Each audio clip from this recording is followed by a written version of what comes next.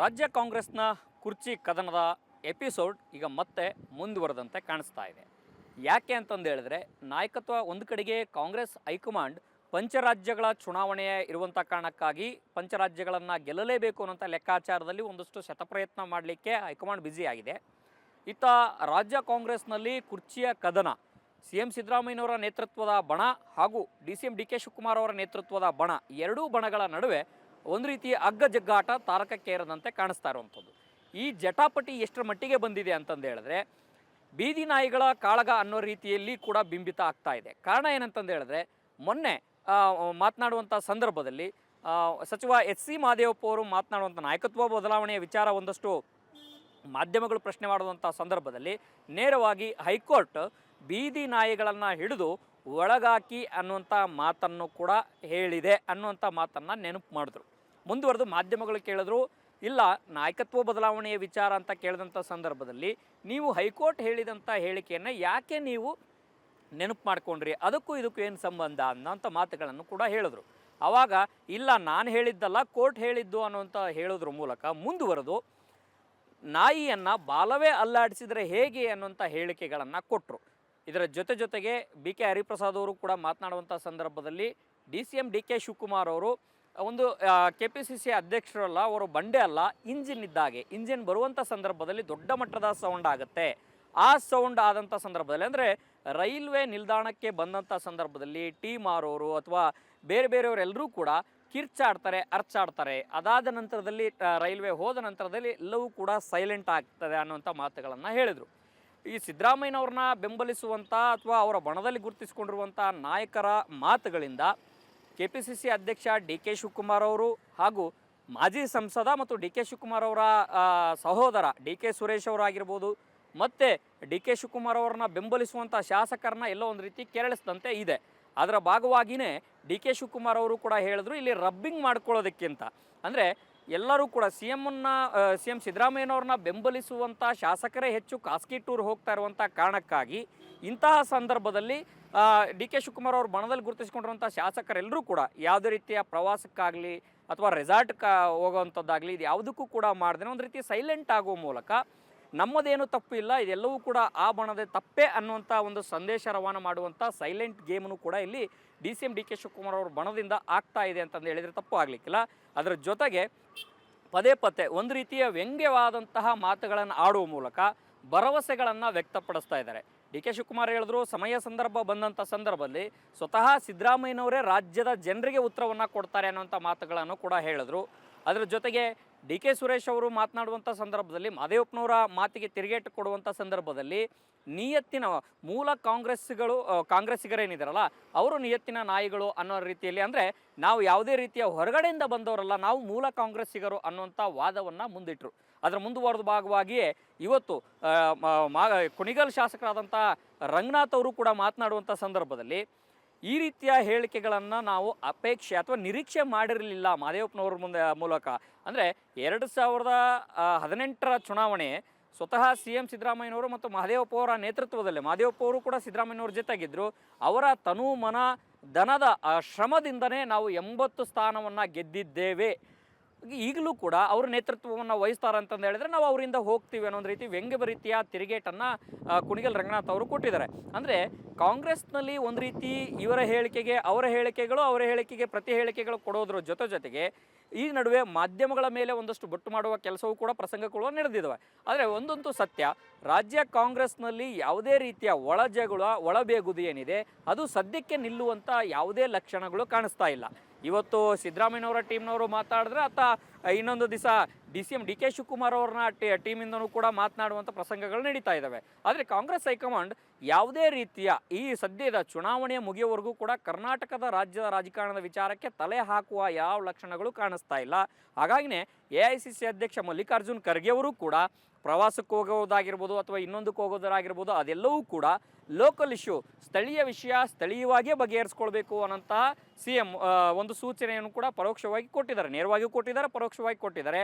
ಅದರ ನಿರ್ಣಯವನ್ನು ಸ್ವತಃ ಸಿದ್ದರಾಮಯ್ಯನವರು ಸಿ ಎಂ ಆಗಿರಲಿ, ಡಿ ಸಿ ಎಂ ಆಗಿರ್ಬೋದು, ಇವರಿಬ್ಬರೇ ನಿರ್ಣಯವನ್ನು ತೆಗೆದುಕೊಳ್ಬೇಕು. ಅಂದರೆ ಹೋಗಬೇಕಾ ಬೇಡವಾ ಅನ್ನುವಂಥ ವಿಚಾರಗಳನ್ನು ಇದನ್ನು ಹೈಕಮಾಂಡ್ ಕೇಳುವಂಥದ್ದಲ್ಲ. ನಾನು AICC ಅಧ್ಯಕ್ಷ ಅನ್ನುವಂಥ ಮಾತುಗಳನ್ನು ಕೂಡ ಅವರು ನೆನಪು ಮಾಡಿದ್ದಾರೆ.